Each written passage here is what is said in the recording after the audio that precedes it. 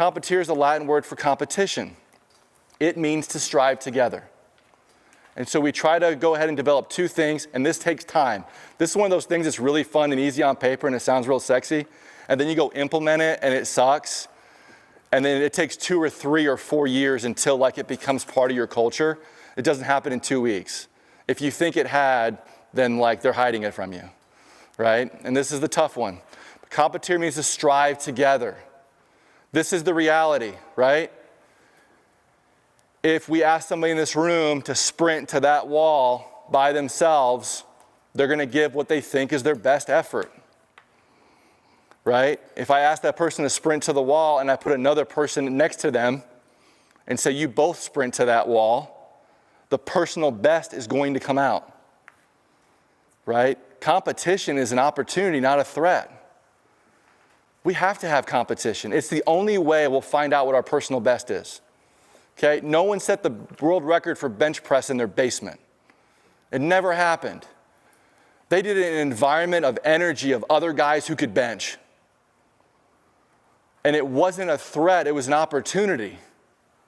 Right? You want to squat 500 pounds, go to a gym where guys squat 500 pounds. It's not a threat, it's an opportunity. So we share that piece, right, into which they nod their head and everything, right? But then you got to protect that with a standard.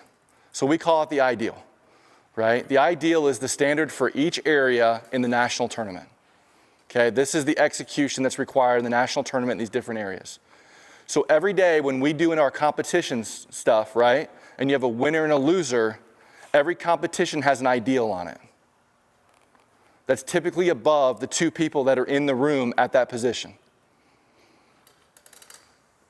If you beat the other guy and you get to the ideal, you get the W. If you both are below the ideal, neither one of you get the W. Because we're not trying to just beat the other guy in the room, right? We're trying to beat something that's above us. We're chasing something that's way above us, right? When we do that, we can look at these 2 guys and say, look, you 2 shortstops.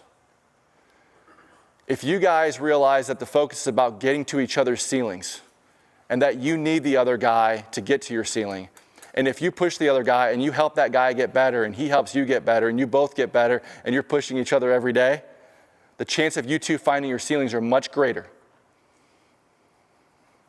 And we've had people in our program just like you have had, right, where you start the year and you got 2 kids at one spot, and they understand healthy competition. And they're pushing each other in a really, really healthy way, and they're sharing information with each other, right? What happens 4 weeks in? The other shortstop moves to third base or second base, and he starts. And the kids at the other spots, they're confused, right? But what happened was the healthy competitors who understood team and understood that they needed the other person in the room to get to their ceiling, like that was vital.